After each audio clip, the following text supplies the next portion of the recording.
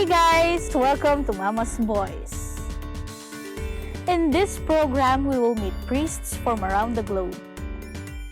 We will discuss interesting features of their lives, from their humble beginnings, their calling, the churches, and more.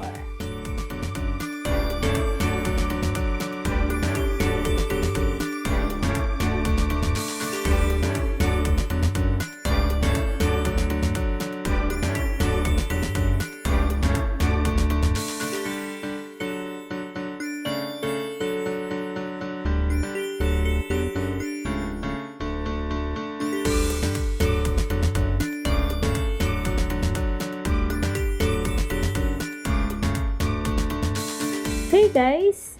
In this episode, we are with Reverend Father Joselito Vital, Parish Priest of Nuestra Señora del Carmen Parish, located at Pulongmasle, Guagua, Pampanga. Let us get to know more about him up close and personal here on Mama's Voice, Mama Mary's Voice. Hello, Father. First of all, thank you so much for making this interview possible. Kindly tell us a little something about yourself po. Okay. I am Father Joselito Hipolito Vital.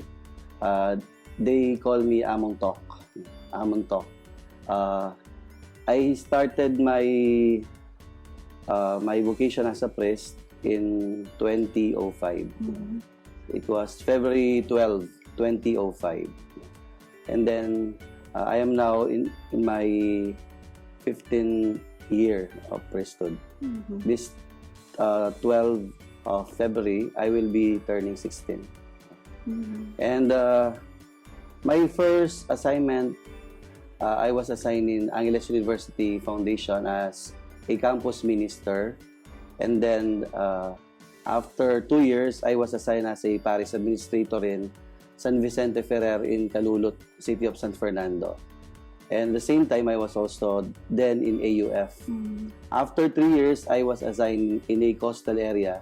This is one of the most remote areas in Pampanga, in Sasmuan.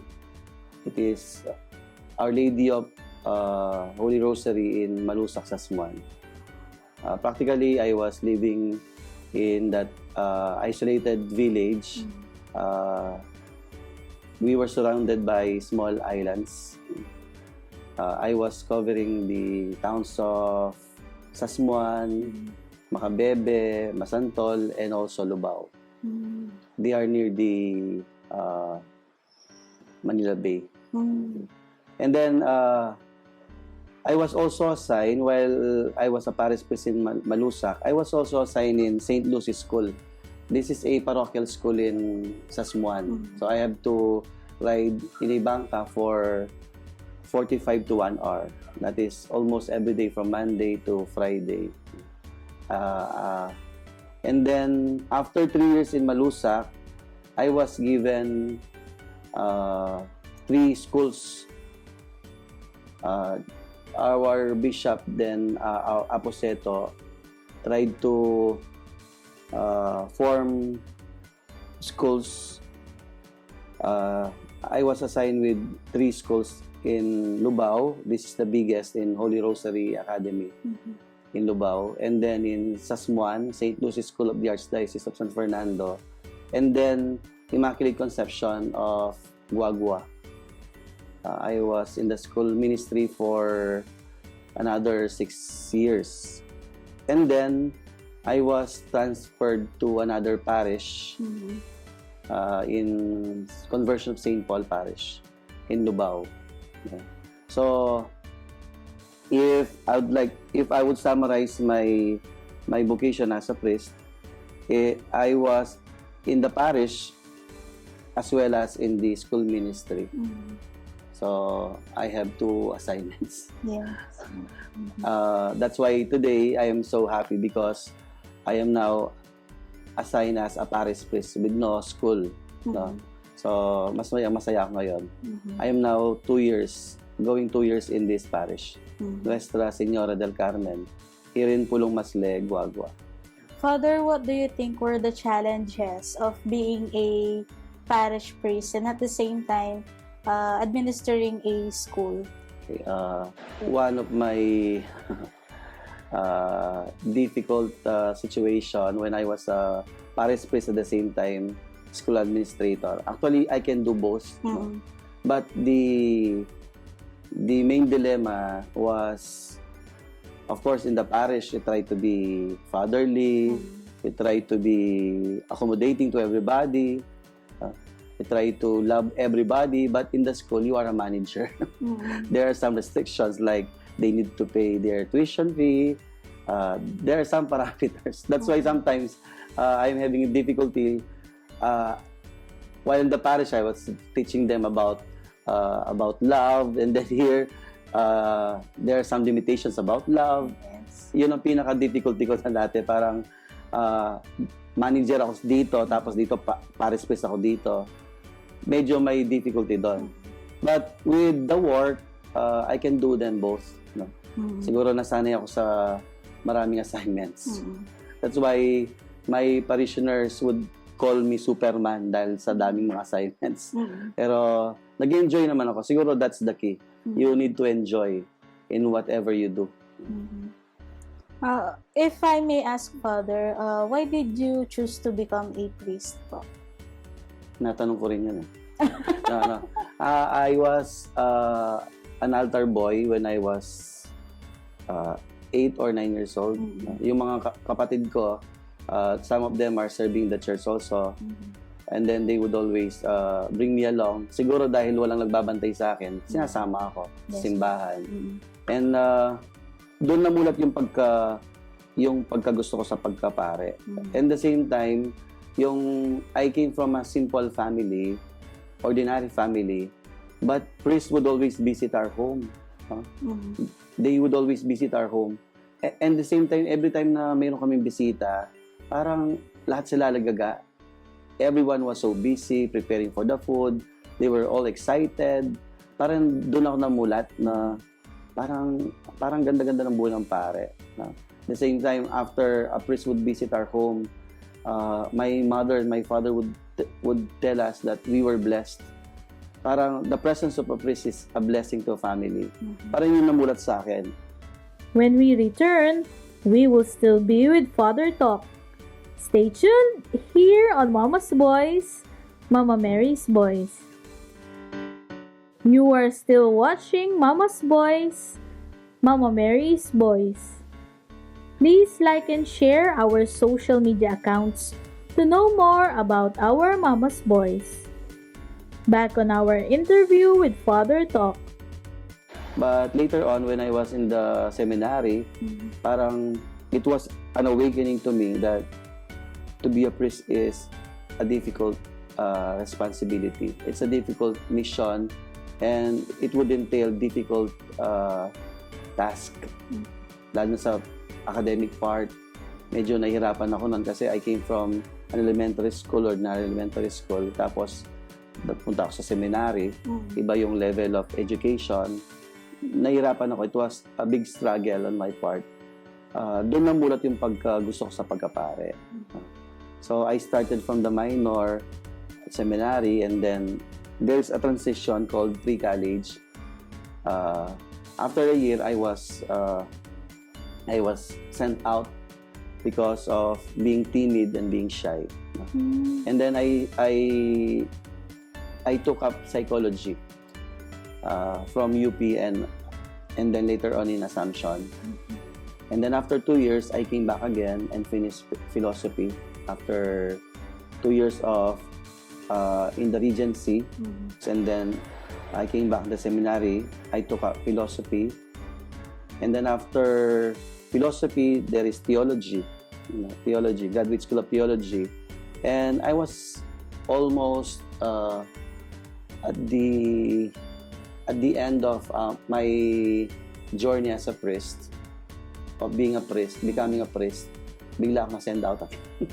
I was sent out again from the seminary. Yun ang pinakamahirap. It was a life-changing decision if I would still continue or I would pursue another career. So while deciding, I became a teacher in Angeles University. I taught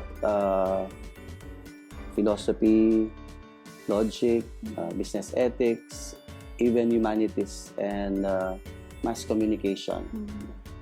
And then I was already enjoying my life as a priest or as a teacher. And then later on, they have noticed my skills, my talent.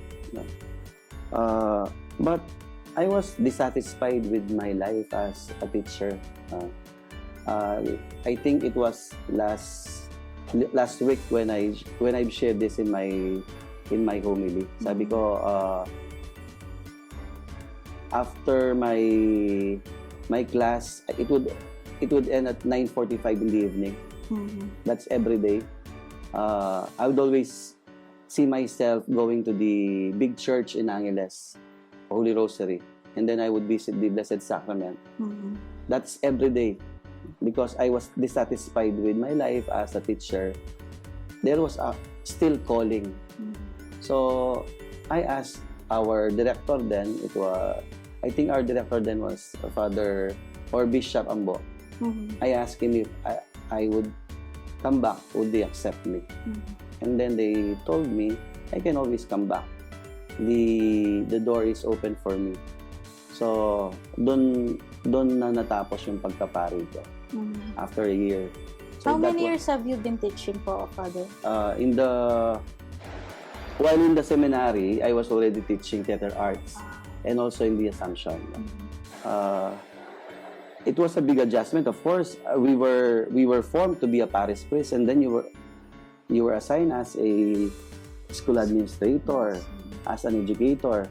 It was a big challenge, but I enjoyed while in the school ministry. Who were your inspiration po on becoming a priest, Father?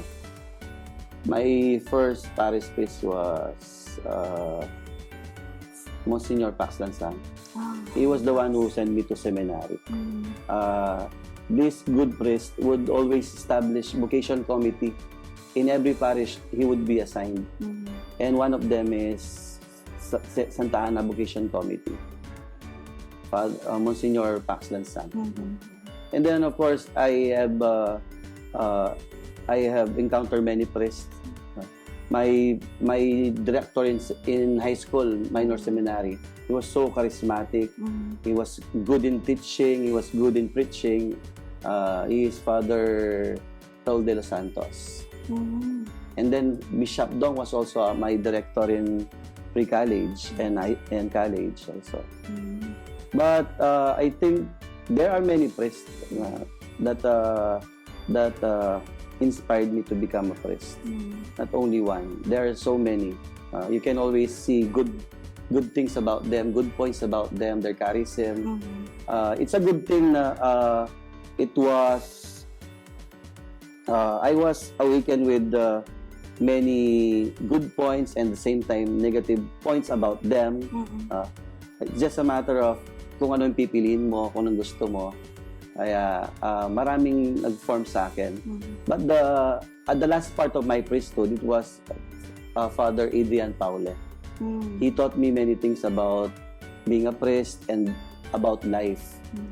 Kasi yun ang pinaka-critical na point sa buhay ko as a priest. When I was sent out in the seminary, and it was only a year before becoming a priest, and I was sent out. He was the one who pushed me to hold on to your dream as a priest. Because he told me then, he would always see a priest in me. Because as a seminarian, he would always teach me about administrating a parish. That's why when he took his sabbatical leave, I was the one who took his parish, Kalulot, in San Vicente Ferrer. But when you were in Regency, Father, what were you thinking then? Or were you thinking another vocation, or it's still priesthood? When I was in pre-college, that was easy because I can take many courses, and at that time I was not very serious about priesthood. of course, I was at the initial part of my journey as a priest. But during the last part of my regency, the second one, it was a difficult one because sabi ko nga lagi, parang nasa akin na yung candy tapos kinuha pa. No? And then, to be honest, my sister already bought me a chalice. Yeah. And also other things for priest. No? Preparation for priesthood already. Biglang nawala. So, I was in pain. I was disappointed. I was so angry then. So, I decided to take another career, and that is teaching. There was a catharsis moment of being a priest or not. On my part, I wanted to be one. My regency taught me a lot. The more I cherished my priesthood. If some had a very peaceful one, their journey was peaceful, and it was they did not experience regency, being kicked out, being sent out from the seminary. In my part, since I experienced regency many times, at the same time, it was a form of kick out from the seminary. The more I value my vocation. That's why until now I really cherish my vocation. Until now I take everything seriously, especially about my schedule, my mass, the sacraments.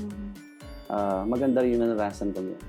When we return, we will still be with Father Talk. All this and more on Mama's Boys, Mama Mary's Boys. Welcome back on Mama's Boys, Mama Mary's Boys.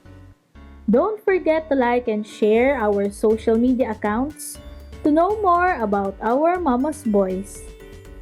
Back on our interview with Father Talk. Did you experience any challenges in this parish? Of course, in every transition, there are some difficulties. First, yung the difficulty of letting go of your former parish. Since, sabi ko nga kanina sa'yo, I would always give my heart. I would always give everything. No? Not just with the structure, but including my very self for the people. That's why it's so difficult to let go of my former parish. But that is I think a usual experience of every priest.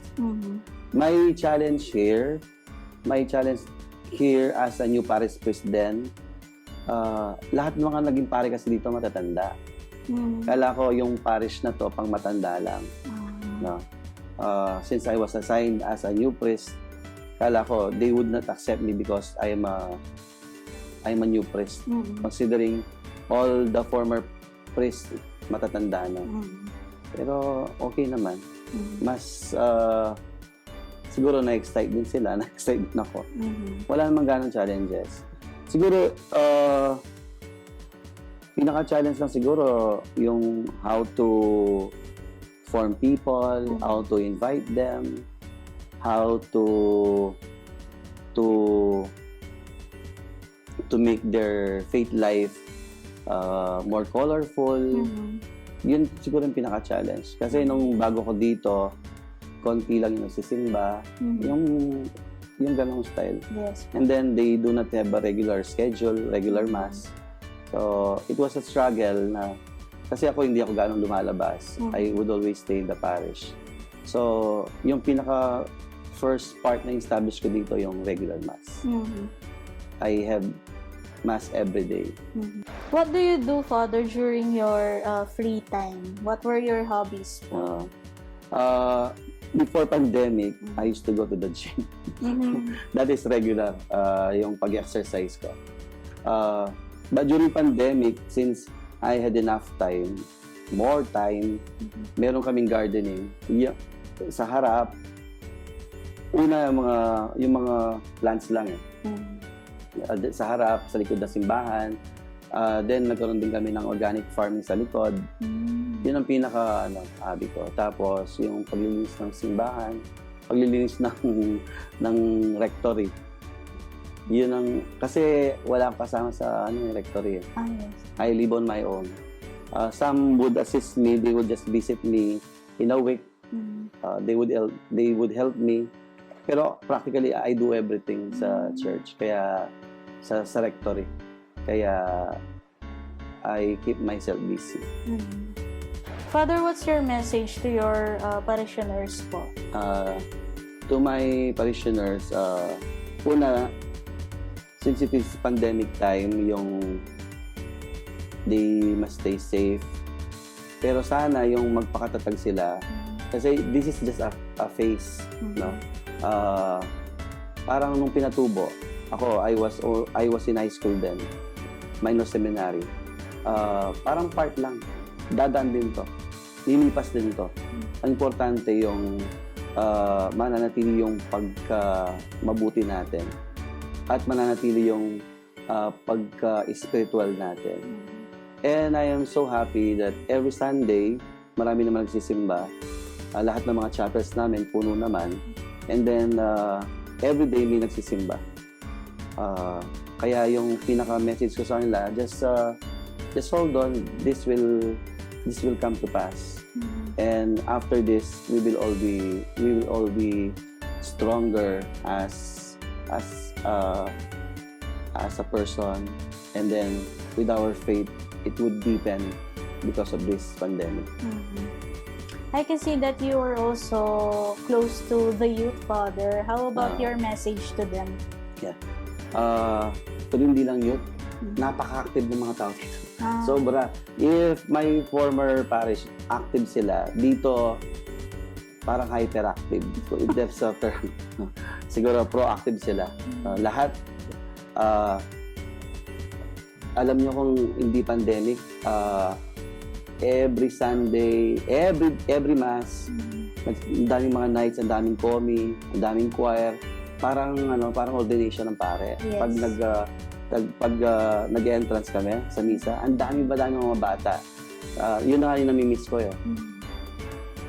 Pero nasustain namin yon kasi may limitation yung pagsaserve, di ba, yung mga bata. Pero marami pa rin sila.